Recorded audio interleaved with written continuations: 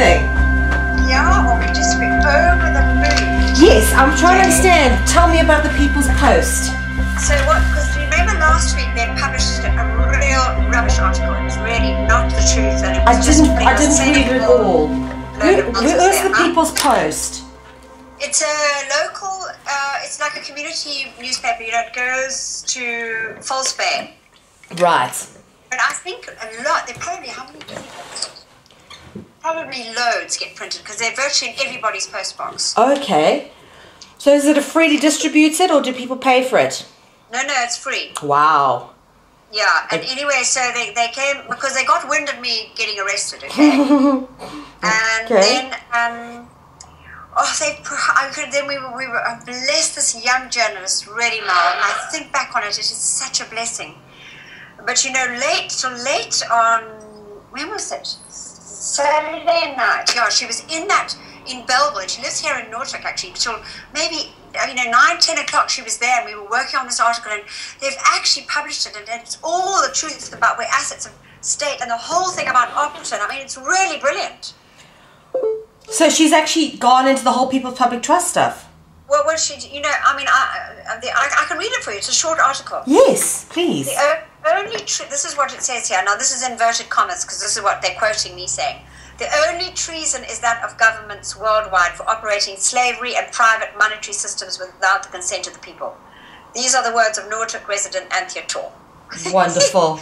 She spent a night in the cells at Fishhook Police Station for what the city says are several unauthorized structures on her property. And then they just give reference to the week before. Torr was arrested at her home by 7 armed police officers. She appeared in Simonstown Magistrate Court on Tuesday the 26th on bail of $10,000. Torr says the dispute began a few years ago when she erected a small wooden cottage on her property situated within an upmarket estate. She had then subsequently decided to build a sanctuary. This cottage did not comply with the estate's design manual, she says, and in order to submit plans to council, a stamp was from the estate was needed. There was an impasse as she was loath to demolish the cottage where her unemployed friends were living. Torr subscribes to the belief of the One People's Public Trust, an international organization. Okay, she added that little bit in. Anyway, the One People's Public Trust is described as a grassroots movement of people around the world who want freedom from the old enslavement system and a choice to live their lives according to their own free will. Torr says republics are actually corporations disguised as governments, and that people are registered via their identity numbers as assets on the balance sheet. Their business's property and wealth add to the individual's trust, and through this collateral, those corporations borrow money from the central bank, which is exactly true, Hamal. Yes, and so beautifully and well and simply put, so people can understand it. This is fantastic. Yeah, well, this is what I actually wrote this for her. Anyway, because she didn't actually really know. She was just a young girl, but my goodness, she's had the guts to do it. Huh? Yeah, for sure. I was going to say, well done if she actually conscientized the whole thing and put that out.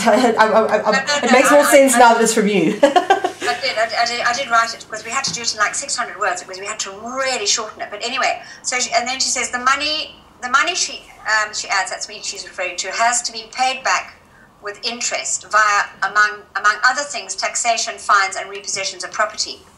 She says the winners are the ones controlling central banks and their pawns in the positions of power, while the masses are marginalized, enslaved, and often living in poverty and fear of the authorities whose guns and batons force the statutory laws of the governments, all without the consent of the people.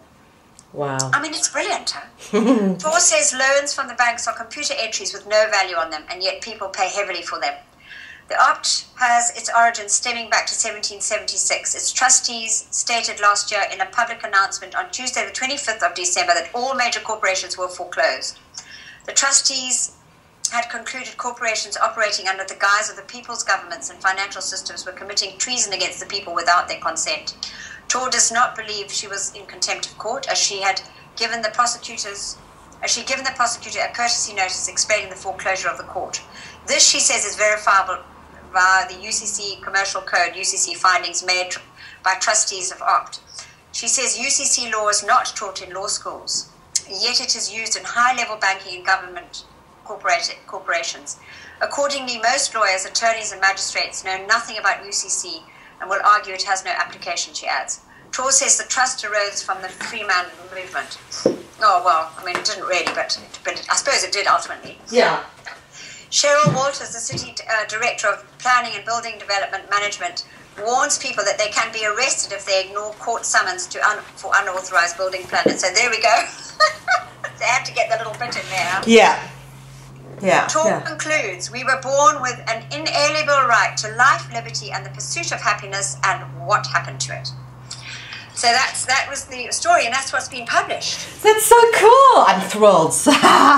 Wonderful, Anthea. I'm telling you, it's so awesome, huh? Oh, that's brilliant. I'm so stoked. I'm glad that it's finally, I mean, there's only a matter of time before it infiltrates into sort of like this sort of press, you know what I mean? Free press and stuff. It's, brilliant. I know, it is. And you know that, but ultimately though, the People's Post is probably owned by this article's just snuck in, so we were just, grateful. And there was another guy from the Echo, I don't know what happened to that one. He was also meant to be putting something in there, came and interviewed me. Okay, and nothing yet? Well, I haven't actually, we don't actually, it's Thursday, the Echo. We haven't sort of looked at it. We forget. Okay, wow, brilliant. Well, I'm so thrilled that it's all getting such momentum, eh? How are you? Yeah, awesome, hey? Like I said, I'm doing my bit as well, doing it and carrying on, and I'm struggling a little bit. My laptop is 4 years old, and as you can imagine, I live on this thing, and I make everything on it, but it is struggling. It won't make another documentary. It just won't. I struggled to get the last one finished. The last one should have been finished in January. It took me 2 months because it was such a struggle. Put it all onto external hard drive, and then just have a fresh, unless the stuff you need for your research is on there. Listen, you have no idea how battered this thing is and how finished it is, and I actually just need to replace it. Is it an Apple? It's a MacBook. I need it for the editing suite because I do films. Yeah, I also got a MacBook. No, it's the best. You know, once you go Mac, you never go back, as they say. And unfortunately, I mean, this thing is done so well. It's a brilliant little workhorse, but I'm dying to get my next documentary. I've got all the material. Listen, when I made The Last of the Boers, let me tell you, the script ended up being about 15 pages long, what you heard, okay? It actually was 32 pages. I had to cut so much out. There's a whole other documentary there. Oh, wow. Okay. Now, it does all the stuff about Cecil John Rhodes, bringing in the high taxes, forcing the blacks to work, from being free individuals suddenly. So important, Mel. That is so important. Are you going to put that out? Yes, of course. No, I mean, all of this plays in. Now, you see, the thing is, with The Last of the Boys, I wanted to do all this to sort of balance out, you know, the black-white thing. But the simple fact is that if I went off on too much of a tangent, I would lose the core thread, which is, you know what, I'm white, I'm proud of it, and I won't be ashamed of what happened to you. I'm here to fight beside you, and I just... You know, get over it, let's work together because the whole thing's been bullshit anyway. That was the whole thing about my film. Now, I want to really, because I do feel sorry for the way these poor guys were treated and the way they were taken from their tribes and detribalized and how all their tribal values were lost, etc. I really want to take that whole story and put it out there too, because it's important. I don't want them to feel that suddenly I put this Boer film out, I'm suddenly right-wing. It's not the case. So I do want to balance it. Exactly. It's just you know what? It's just the jolly truth. And sometimes they don't want to know the truth. I always go back to that same thing. You know, first of all, they reject it. Or first of all, they laugh at you. Then they reject it vehemently. And whatever. Then they actually just accept it as if it's always been truth. Yeah. Just like that, you know. But people don't like the truth. Yeah. Absolutely. They don't like the truth. They don't. Absolutely. Because you know what, more than anything, I tell you what it is you don't want to believe you've been that stupid. That's what it comes down to. Yeah, that's why people have such a difficult time facing it. Even if they know it's the truth, sometimes they don't want to admit it because they don't want to believe they've been that stupid. God, they've got to get over themselves, huh? Yeah, for sure. One of the best things I've learned to do is sort of release ego, and I'm always making mistakes. And like, I've gone on campaigning for campaigns. God, I've traveled across countries to go interview and get campaigns going. They were complete hoaxes. But when I found out it was a hoax, I was the first journalist to turn around and debunk the whole thing. You know, I was honest, and I said, look, I screwed up. Many of us were trying to get this campaign going. But listen, this is the fact. Here's the evidence that proves the whole thing's been a hoax, you know? Yeah. So this, I'm not afraid to make mistakes. To be honest with you, I think if anybody is, they shouldn't do this work, because the more I learn, the more I realize I just have so much more to learn. Exactly, and that's the lovely thing about coming from that state of humbleness and humility, and it's just surrendering to our journey. Whatever we're doing in the name of good, in the name of God, whatever you want to call God good, in the name of righteousness and truth, and we just, as you say, we're going to make mistakes because we still don't have the cosmic viewpoint yet. We're still in this jolly, unascended realm. Yeah. Absolutely. And you know what, Anthea, it's absolutely wonderful to find such beautifully clued up people as yourselves in South Africa, because for a long time I always thought that it was a barren wasteland of people who were just absolutely ignorant, and it was a struggle going out there in 2010 trying to get stuff going, and just kept bumping my head against a brick wall. But just in the last few years, the momentum with which things have taken off, and really, there's so many aspects that have come into play here, and not one particular person within South Africa is doing this work really gives a very complete picture. But you're the one person I've spoken to who has an understanding from a much higher level, not in a hierarchy or higher, but you look at the whole thing holistically, not in a compartmentalized part that one person knows. For example, Michael Tellinger's work with exposing what's going on with Adam's calendar, and that these ruins go back 250,000 years. Now governments won't even officially acknowledge it. Wonderful, and I think that's great. He's got a massive following from that, and he's used that with bringing into people's consciousness the whole idea of a contributionist society, which I like as well, because for the first time people are beginning to think about that, look at a clever man, not just some sort of homeless guy or whatever. He actually is an intelligent guy with published books, and he's bringing out these ideas that people from South Africa perhaps never even thought of because they've not been programmed that way. But he's got a limited sort of compartmentalized view. Then you've got Scott, who's also, he's done the research with all the banking and everything, but also a limited compartmentalized view. But you've got all these parts now that are coming together, and people are, pulling it all together for themselves. And I tell you, so beautiful to sit here and watch, because for a long time I thought it was a lost cause, but it's not.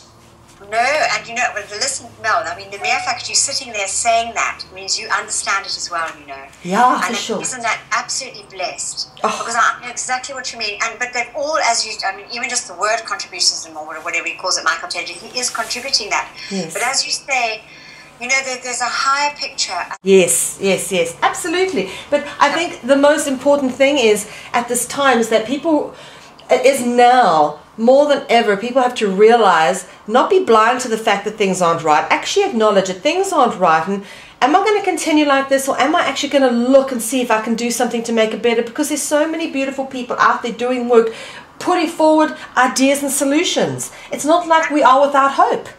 No, we've got, I don't think we've ever had more hope. I mean, I think it is really a most fantastic time to be on Earth. There's just nothing like it. I've said this to you before, Anthea. I love what I do so much, or even with my limitations. I could do so much in terms of if I had just proper equipment and a research assistant and maybe a camera and money to travel and do things. I could do so much because of what I know and my interest. Wait till there's prosperity packages. Saint Germain didn't send it so we could know to Japan for nothing. Those gold bars that were sent to Japan were a little thing to say, those ones that are doing work, it is going to come to you. We know we're going to use it perfectly and beautifully, and only to expand the kingdom of God, really. Yes. It's going to be just like that. Yes. Well, do you know what? This is it. All I want to do is make documentaries and educate people. We know all these beautiful people we speak with daily on these lovely forums we interact on. Tina van der Walt brought up a lovely point a few months back about education, and now I've written articles about education, because for me education and media really are inseparable. And being in media and doing what I do, for me, I really want to create a whole database, an online platform of various interviews, information, documentaries that people can, either synchronistically find themselves or search for. But if there are people out there actively on the search, that stuff is there for them. I haven't gone through everything I've gone through not to share all the stuff I've come to know. And I do need specific things to be able to do that. Thank God for technology. It's made it so easy for the everyday person to put a YouTube clip out, Absolutely. I mean, look at us. You're in Netherlands. I'm here in Cape Town. We've got a beautiful day today. How's yours over there? Actually, do you know what? It's turning out rather sunny. I don't know how warm it actually is outside because spring has been teasing us most horrendously. We had snow over Easter, first time since the 60s. The icebergs are melting. The icebergs have to melt because as soon as man's heart gets warm and loving, the icebergs will melt and the axis of the earth will be straightened and we will be able to walk and talk with the angels and the ascended masters. Wow. Yeah, when the veil is lifted. Now, this is what we taught. And the very interesting thing, I was just listening to a lecture given by Werner the other day because that we had the Theosophical Society, Mel, and you'll understand this. I'm so glad you were a Theosophical student. The Theosophical, because in our heart is the threefold flame of God, the love, the wisdom, and the power, or the Father, the Son, and the Holy Spirit. It's the same thing. But the Theosophical Society brought in originally just the idea of the ascended host being there. You know what I mean? It opened the knowledge that there was more than just Jesus and Muhammad or whatever. It opened the idea to mankind of the ascended hosts and the mighty ascended masters. Then in the 1930s came in the blue flame. That was the yellow flame. Then came in the blue flame with the I Am teachings, and then the 1950s, the pink flame with the Bridge to Freedom. And that was explained, and it just makes so much sense. It's absolutely brilliant. So that's the power of the I Am teachings, the I Am discourses, and then the feeling of God. This is where you sit and you cry with so much gratitude and love in the white books, the Bridge to Freedom books. Wow. Anthea, you know so much. I want to learn a little bit more about you. I mean, you always lived in South Africa? You grew up there? No, I was born in Zimbabwe. Aha. Okay. So when did you move to South Africa? Well, I had a bit of a checkered career, and then I left school very early. I was at boarding school from the age of 5, weekly boarding. 8, I was in Salisbury, fully boarding, and then at 15, I was had to get out of it. Yeah. So then I went over. I went over to London actually, and I did a secretarial course in Oxford. Mm-hmm. And then I worked in London for a couple of years, and I thought, no, I better get a degree. So I came back to Zimbabwe. My parents were still there. I had beautiful, beloved parents. And I did my A-levels, and I went to university. I had first year in university in Zimbabwe, Rhodesia as it was transitioning then, and then I went 2 years in Durban, then 21 years in Joburg, where I had both my children, and then 12 years in Cape Town. Wow. So a true lady of Africa. Exactly. Okay, well, so you've seen a lot over that time. That's quite...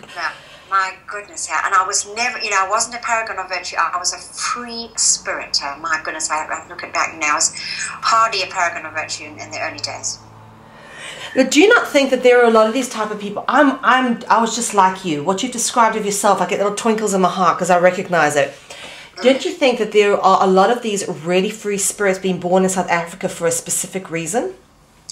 Well, I think they're being born all over the world, but I think we're quite kind of dauntless and fearless down here in our own funny way. Yes, we are. We just kind of just do it, and I do. I think we have I think we have a special. I think everybody's special. I look at Heather, and I think all the blessed things that she's done, and those blessed trustees, and all the people all over the world. But yeah, we've got an interesting sort of makeup down here in Africa. Yeah, very much so. It's a unique brewing pot. And, one of the things that I've been looking at with all the research I've been doing is, yes, there's been suppression of the natives all over the world. But I was looking at what they were doing in Canada by actually putting these kids, taking them forcefully away from the parents, putting them into, interning them in residential schools, and writing, all they had was the Bible, and they were sitting in a classroom, and on the board was written, "You are not Indian anymore, you're one of us." They weren't allowed to speak their own language. They were totally indoctrinated out of everything, and they were beaten, and half the children of these schools actually didn't even survive. There's a 60% mortality rate. Okay, there's been digs and everything. My friend Kevin Annett has actually dug up bones at the back of these schools, children's bones, buttons from school uniforms, etc. horrendous stuff went on there. Now, I know they go on about what's gone on in South Africa, but I really have, because I've been one of these jurors on the International Tribunal, I've looked at genocide all over the world. And can I just tell you that although we have never really been particularly fair to our natives, and yes, we've called them ugly things in the past and been disrespectful because we've been programmed that way. I've done it myself as a child because I was programmed that way. I'm honest about it. What I will say is we never, ever did to our natives what was done in other countries. In fact, South Africa, and I stand by this, that we had one of the best human rights records in terms of how we treated our natives in sort of the 50s, 60s, and towards the end of the 70s, they started doing horrible things because they wanted to make the apartheid thing look horrible, necklacing and all of that township violence. I will say that there is such a wonderful spirit of kindred cooperation within South Africa, and that became a threat to the powers that be, because in Africa we learned that every man for himself doesn't work. Only through working together, respecting each other's culture, living side by side, not dominating and suppressing, are we going to survive in this tough place. And we worked that out. We did. And you know what?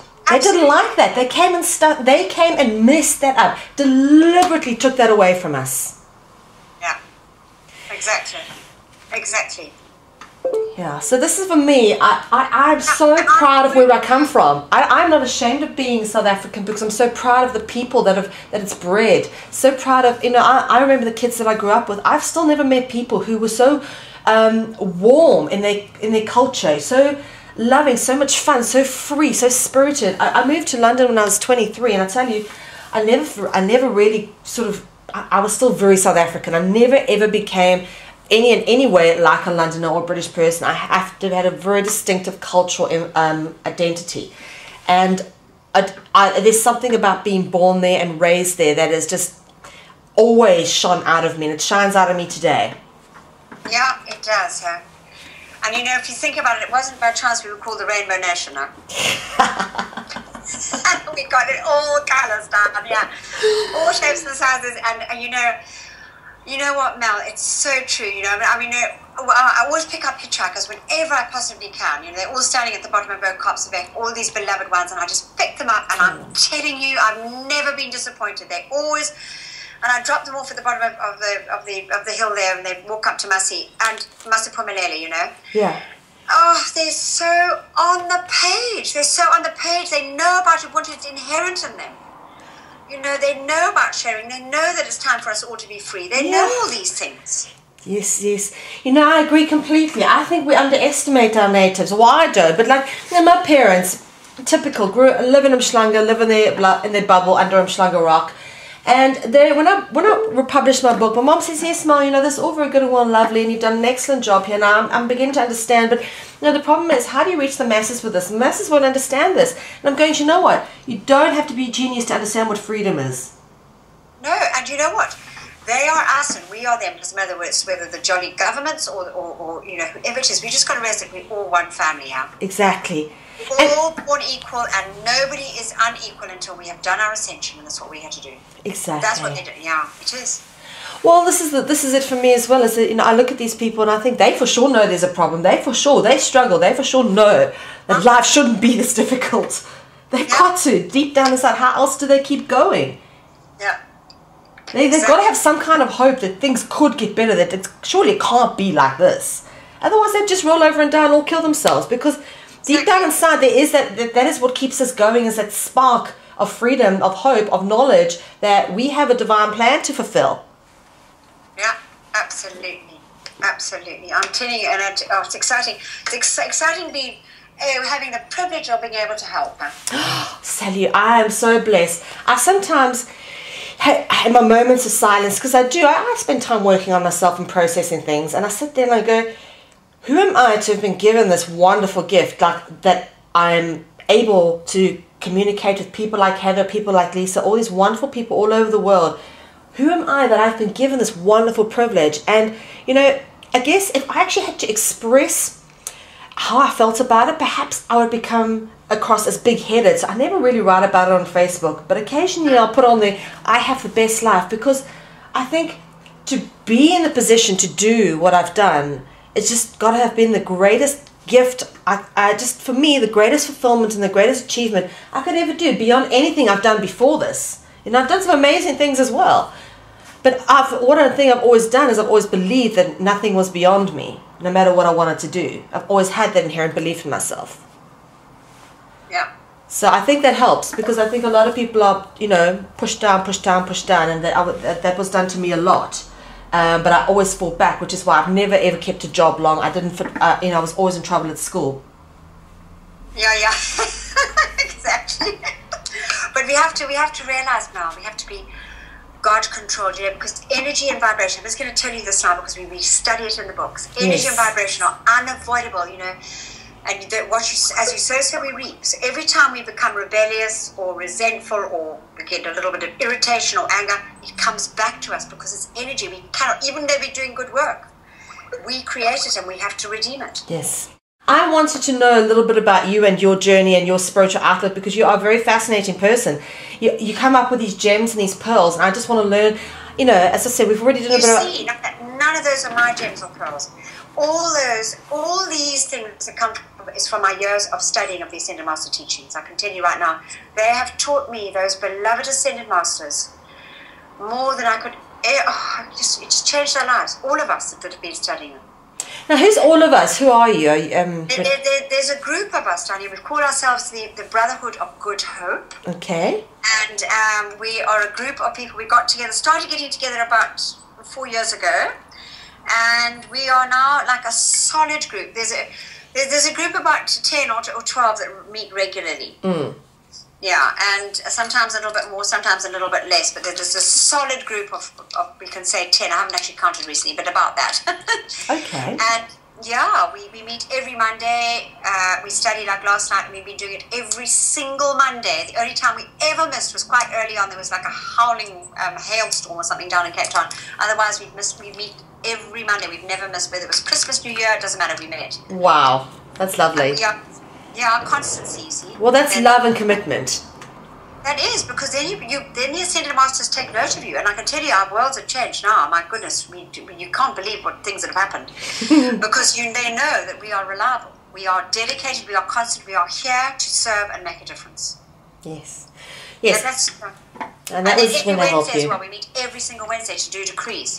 It's a beautiful, powerful decree service. Decree a thing, it shall be established unto thee, and my goodness, do we get busy with it, huh?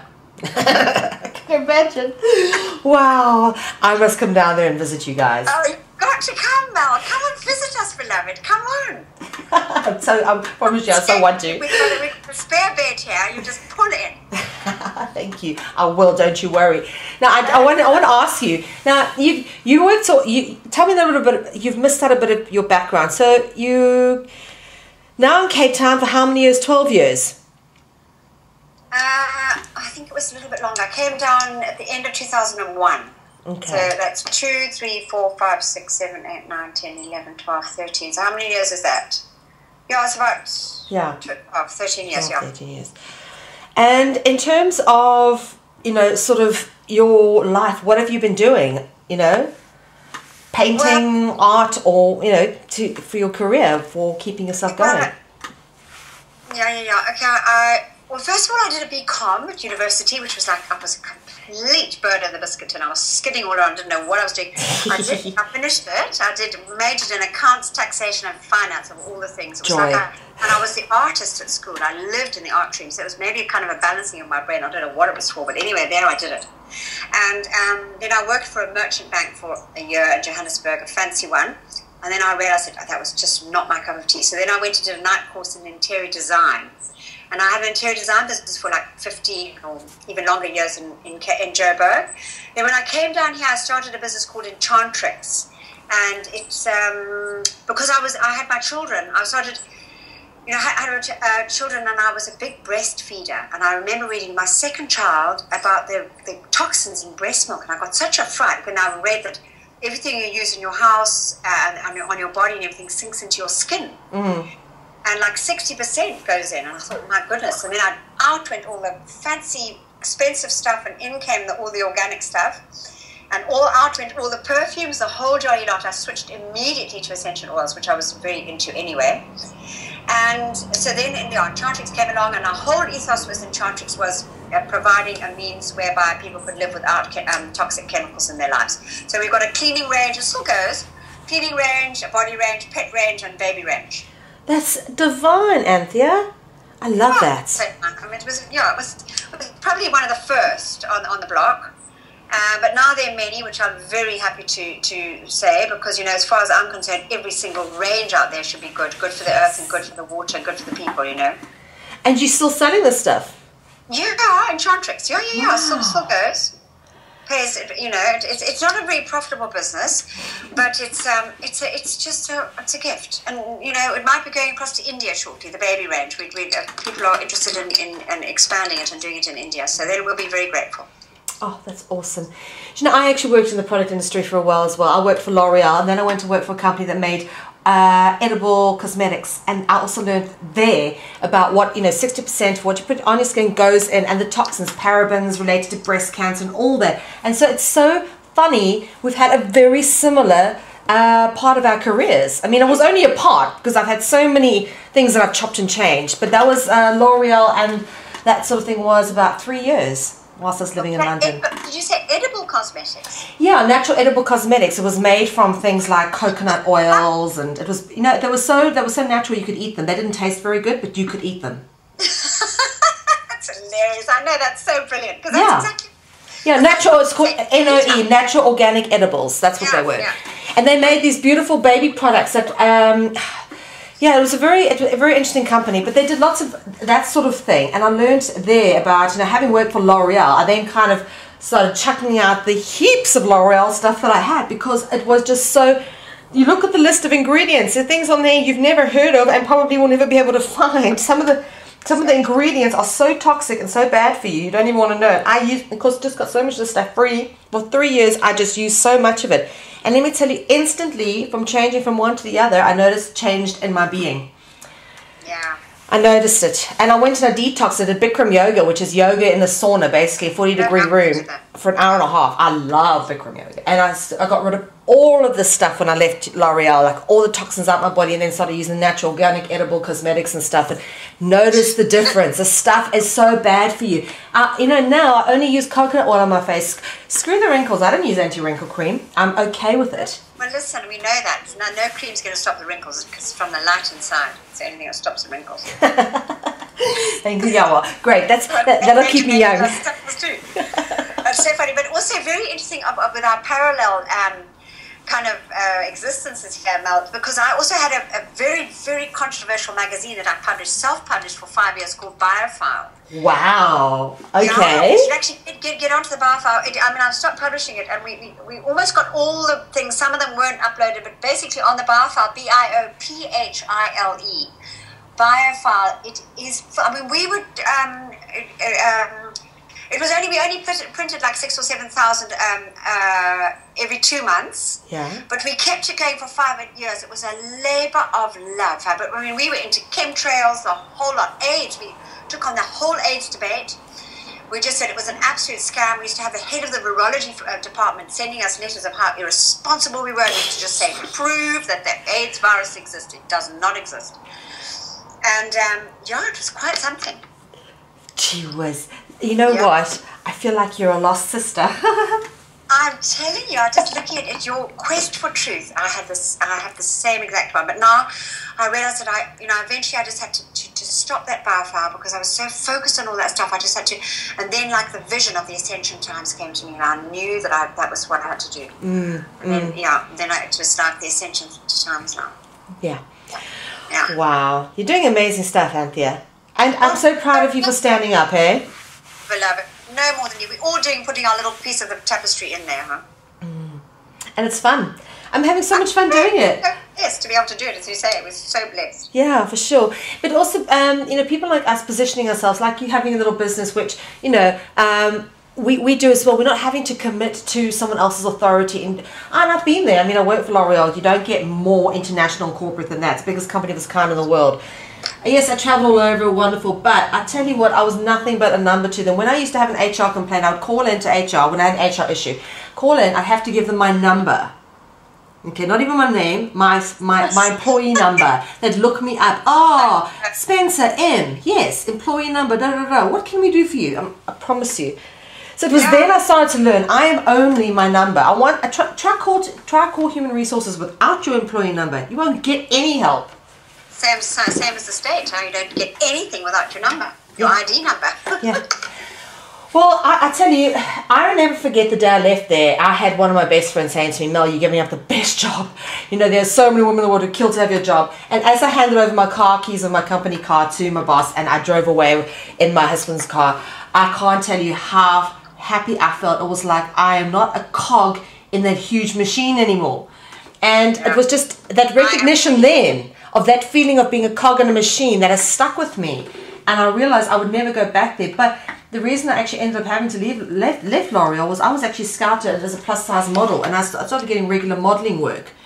And so I was able to actually move from one to the other. And whilst I was doing that, I was actually working and consulting with another company doing these natural organic edible products, because having worked for L'Oreal, I had all the product knowledge.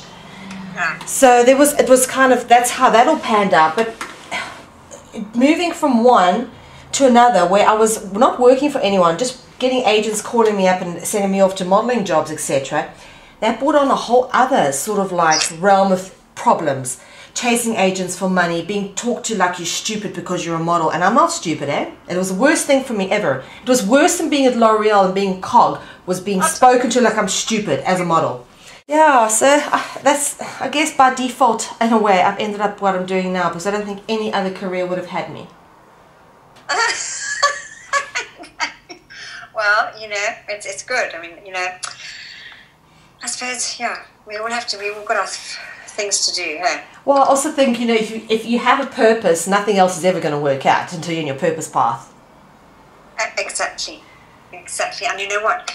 I ask every day for my divine plan to be fulfilled for that day, to make sure that I fulfill my divine plan on that day. Oh, I've got to do that more often, Anthea. I do have days where I think to myself, today, I didn't fulfill what I was supposed to do. I must declare that every day. Yeah, just ask for your divine plan to be fulfilled and make sure that time allows it, and then I feel no stress and no strain, and let me just fulfill my divine plan. Yeah, for sure. And then, you know, because we've all got our own divine plan, and we're not going to do our ascension until we have fulfilled our divine plan. Now let me ask you, on the ground in South Africa, let's get down to the nitty-gritty. How do you see things panning out for us? Oh my gosh, a big question, Mel. I just live with hope. I live with hope, and I live with great expectation, and I think that things are going to be good. I really do. I believe that inherent in everybody is that goodness and that desire to actually, especially here in South Africa, we feel it, that ubuntu kind of ethos. It actually oozes from everybody, even though they might not even realize it. You just pick them up and talk to them, or, you know, give them a lift in the car, whatever it is. There it is within them. They have that desire to help other people. Yeah. And I'm telling you, it's inherent, and it's just gorgeous, and it's spreading. Especially also when the hard times come, because people, you know, especially the beloved African people, my goodness, they can show us so much, because they inherently, they're born with that. They take in people, they help people, you know, they're like, you know, the sort of one family of man there, and we're all getting to that. Soon there's going to be no differentiation between colour, race, creed, nothing. I hope so. I hope so. You know, I know in my film I talk about how separate development was supposed to sort of preserve cultures, but it's not a case of keeping people apart. It's a case of respecting culture. Absolutely. It's honouring the other's beautiful contribution, whatever they're bringing. Absolutely. Absolutely. Oh, well, I hope you're right, because you know what? I have so much... I think because I grew up there, I get so sad and so angry sometimes, thinking to myself, what a mess is being made of such a beautiful country, and how many beautiful people there are who are just being robbed of their cultural heritage because of all the mess that's been made there. and I know how much potential the people of Africa have. I really do. I believe it, and I've seen it since I was a kid. We are a nation of artists in every way. I've never seen as much talent in any country as I've seen in South Africa, and it just doesn't get recognized. The potential there, I think, probably scares the powers that be, which is why they've worked so hard to suppress us and thrown everything at us, right? Because we have a real mess down there. But I think it is because we've had so much adversity to overcome that the people of Africa will shine the brightest and will overcome it because they've had that training. And I've always believed that the revolution starts there. You know, as Africa has been called the dark continent, and it's not surprising, because if you think about what scares the people most, it's the unseen realms that scare the people of Africa the most. And that is something that's going to be overcome. They're going to overcome that fear of the unseen, or whether it's the disembodied or whatever it is, because that has been cleared out of Africa, and that we know. And you can actually feel it. That's wonderful. It's the fear that paralyzes people. And once that's gone... Yeah. That is the light. You use the light. And as kind of theoretical and strange it is filled with love and absolute clarity and understanding when you get to know it, because it is conscious light. Absolutely, it makes perfect sense. No, I was in a wheelchair when I was 18. I had a car accident 19 days after I got my first car. And I spent about a year in a wheelchair, and I had to learn to walk again. I was in a very bad way. I broke my pelvis in 5 places. My leg was right leg absolutely crushed and smashed to bits. But nonetheless, I was told, like, literally, you probably would be on crutches or a cane for the rest of your life. And now, if I wear high heels, you might notice a slight limp. The one leg is slightly shorter than the other. But apart from that, I tell you, I healed so quickly. My mom was paranoid. Every time I used to walk without crutches that I was bending the pin in my leg, because she said she just couldn't believe how fast I healed. I was at that time learning Reiki from a Reiki master, and I learned Reiki, and I actually healed myself out of the wheelchair. And the doctors couldn't believe I was walking, you know. Yeah. And the physiotherapist as well just couldn't believe the progress I was making, because she would come around every day to do physiotherapy with me. There was definitely something else working with me. I was very blessed to have learned it at that time. Synchronicity, you know, all these things come to you at the times they're meant to, and that came to me at that time. I learned to heal my body myself, and with that, let me tell you, I don't get sick, Anthea, and we never use medication. I think and I have the occasional cheat if I've had a bit too much to drink. I might have a paracetamol, but we use energy to clear and cleanse everything, and we wouldn't do it any other way. Yeah, exactly. But that's very, very interesting, because, you know, your healing there, that's just the will of God. You got up because inside of you is that will of God, and you did it through your own will. Yeah. That is it. Yeah. That's the first ray. It's the first brilliant, all-powerful blue ray of will. I think I had to go through all that. You know, I sometimes wonder why did I, you know, the car accidents. It was one of the best things that ever happened to me, strangely enough. You know, I know you're a fan of David Icke, and he talks about how, you know, his humiliation ended up being one of the best things that ever happened to him, because it taught him not to give a damn about what anyone else thought, and that was a very powerful place to come to, because it meant he could just do what he wanted without worrying. And it is indeed, you know, overcoming that first obstacle, which is understanding the power within ourselves to heal, create, and whatever else, and of course destroy. But understanding the responsibility we have within acknowledging and using that power was one of my first lessons. I was 18, and I think I had to go through all that in order to be able to do what I'm doing today, because I write about this at the end of my book, my first book. I thank the lady who actually introduced me to Reiki, Camilla Scott. She's a therapist. She works at Terramok in Durban, and she's still one of my dearest friends, but she introduced me to Reiki, and if it wasn't for her teaching me this, my fundamental understanding of the reality of nature and energy would never have been in place for me to go further and then build upon that knowledge. Absolutely, and you know what, you can build even more upon it. I also did Reiki. I wasn't a Reiki master, but I did Reiki 1 and 2. But you can build so much more on that. You will get to know all the rays and who to call to. Exactly who to call to, because it's like walking into a big room and you don't know anybody's name. But when you know the names of the ascended hosts that actually specialize in particular things, you just call straight to them. They instantly answer. Wow. That's how you work. That's how you work. You work at a planetary level and a cosmic level. These are the things that when you go back, even to the Bible teachings, where Jesus says you will be doing these things and greater things. The greater things are the decrees, because you are decreeing it by the power. Decree a thing, it shall be established unto thee. You are decreeing it by the power of your mighty God presence, I am, and you are decreeing it by invoking those mighty, all-powerful light of God. Wow, sure. It's, I'm so hopeful for the future of humanity, especially listening to you, Anthea, because it's made me realize just how many beautiful people there are doing great work out there, really. Absolutely. I remember listening to a YouTube talk, even I can't remember, but it was definitely on YouTube, this guy, and he said, and he was scrolling down all these organizations that were doing good in all the different countries. He said, I could do this for 3 days. There were enough groups out there that I could scroll for 3 days solid, and I still wouldn't get through all the good groups on the world, in the world.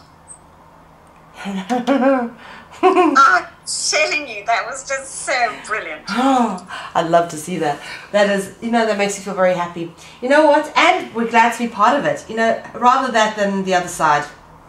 Absolutely. We're bringing the light, we're bringing the goodness, we're bringing the earth back to, she's no longer going to be, that cry of agony from our blessed planet as the axis, which is her back, was crooked and bent to the heaviness of the poles, the ice in the poles, because it was literally bent like an old man. It was a groan of agony, our earth, instead of contributing to the music of the spheres, is what she used to do in the time of the golden ages. Oh, wow. And that was because of man's cold, bitter heart. And now it's warming up so that the poles are melting, the axis of the earth will straighten, and earth will sing her beautiful celestial song again. Beautiful. That is so beautiful. You brought actually a tear to my eye. I'm telling you, us too, Mel, we cry. Oh, we're just so grateful to be able to just help, Indeed. Oh, okay. Well, listen, is there any one last message you have for humanity? Just remain harmonious, loving, kind, helpful, and all those plain, simple things, because those are the things that change the world. Where it doesn't matter what is coming to us, because it's just a test as to whether we are going to remain, or whether we're going to be actually in control of ourselves, or whether we're going to give that control to our, to others. So as soon as we realize that we have an obligation to be harmonious, because the elemental kingdom suffers. You can imagine every time we get angry, or we get frustrated, or we're fearful, so the elementals take on that same thing, because they are there to take on our thoughts and feelings. Hence all the volcanoes and all the rest of it. Yes. Because they are literally pent up elementals from all the anger of mankind, till eventually it just erupts. Yeah. In South Africa? Now, what would you say to the people of South Africa? I would say just stick with ubuntu. Just help each other, love each other. Don't be angry with what's happened, and also to bring in the knowledge of the One People's Public Trust, to realize that we are free. We're as free as we choose and have the courage to be. Yeah. Absolutely. And that, get the knowledge, educate yourself, but always be in love and in harmony, and spreading the light of the world and in peace wherever we can. Just make other people's lives, give comfort to them, no matter what. Yeah, absolutely. Absolutely. I know that it's not always an easy thing to do, but I think as long as you always have a good intention and a good heart, then that's the most important thing. None of us are perfect, and I certainly can't profess to be, nor do I try to be. I think sometimes some of the mistakes I make teach me very valuable lessons, but more than anything, I am just so hopeful for humanity, and I'm so proud of the work that's been done by people like Heather Giraffe Tucci and the One People's Public Trust, Michael Tellinger, Scott Kundell, yourself, and all these wonderful lights that have come together to give people an idea of hope. Not just, hope as a disease, but hope as a tangible something that, okay, yes, there are people who know their stuff, there are people who are breaking the systems down, there are people who are bringing the solutions in. We don't have to worry, we just have to stand by them. Exactly. And also, what was Margaret Mead's words? Don't ever think that a small group of dedicated beings can't change the world. They can. And we are. Why, we're in there, we're amped. But absolutely, Mel, now I couldn't agree more. And humility and humbleness is a big one, as you were saying, And just try to be better every day. Try to better ourselves every day. We're not perfect. None of us are perfect. So we wouldn't be down here. We'd be in the ascended realm. Yeah. Not perfect, but we can try and do our best. And as you say, don't focus on the things you've made mistakes. Just get up, brush our knees, and try again. Yeah, absolutely. Anyway, Anthea, this has been a beautiful interview, but it's so perfect. Is there anything else you'd like to add?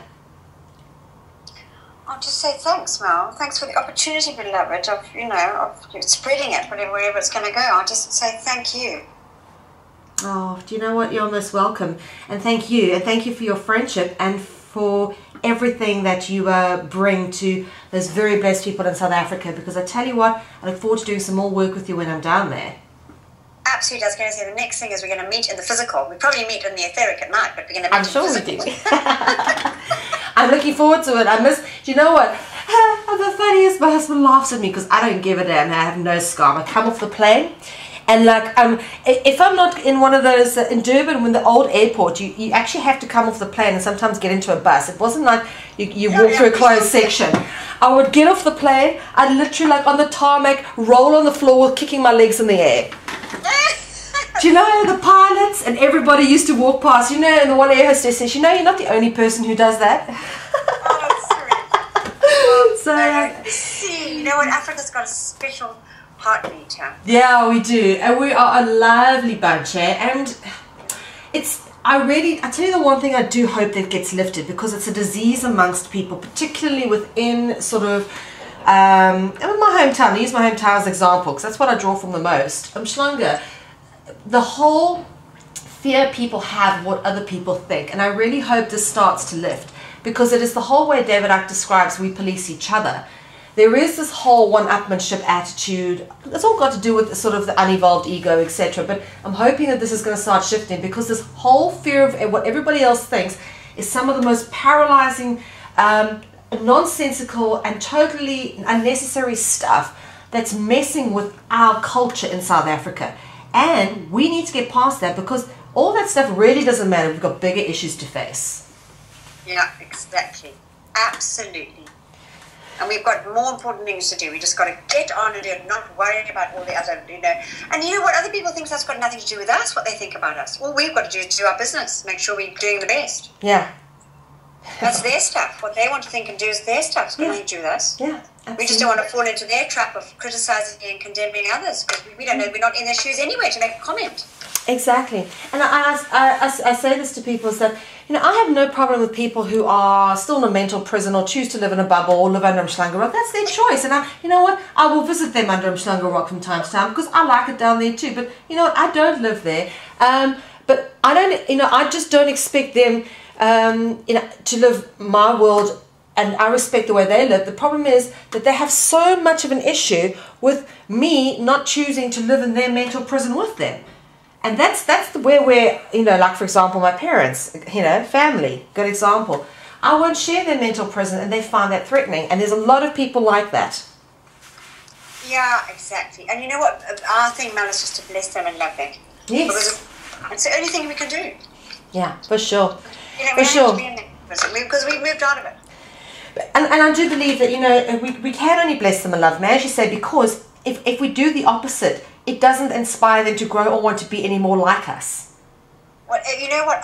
The way I love to look at it is, are we adding to the light of the world, or are we adding to the shadows of the world with every thought and feeling? Yeah. We can add to the light of the world by, first of all, having no judgment about anybody else, and just making no comments, and just basically living our lives in that, trying to be that peace and harmony. Or else we add to the shadows, which is fear, criticism, judgment, condemnation, and all the rest of it. So we just, that's a choice. I always say to myself now, with this choice, am I going to be adding to the light, or am I going to be adding to the shadows of the world? Yes. Yeah. It's as simple as that. It's a simple formula. Mm.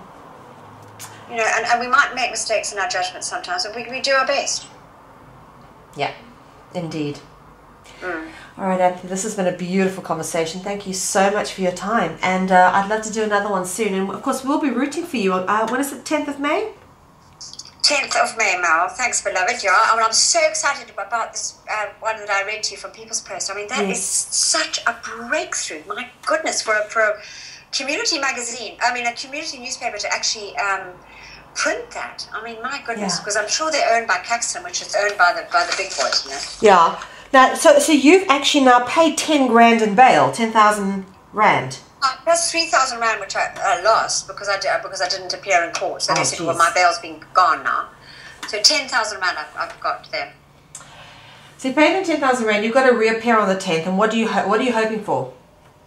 Well, what I'm going to do is our defence is going, because I promised I would go back into the court, because even though I know full well that course does not exist, it had been foreclosed upon, but I said I would go back into that non-existent court in terms of as far as paperwork is concerned. And that's basically what I'm just going to go in with the One People's Public Trust. Okay. Just say, you know, this is what it is, and prove that there's not treason being committed to humanity here. I don't think I can prove that, but that's what I'll say. You must try and get someone in with a camera, even if they sneak one in. Yeah, exactly. Yeah, I'm so dying to be there. Oh, wow. Well, listen, we'll all be sending you all of our love and energy that day, and I'll do some campaigning on the radio shows as well, just to drum up a bit of attention. So we're all behind you, and all the best. Okay, lovely love. Lots of love. Take care. You too, Anthea. We'll speak to you soon, yeah? Yeah. Cheers then. Nice Bye-bye. to you.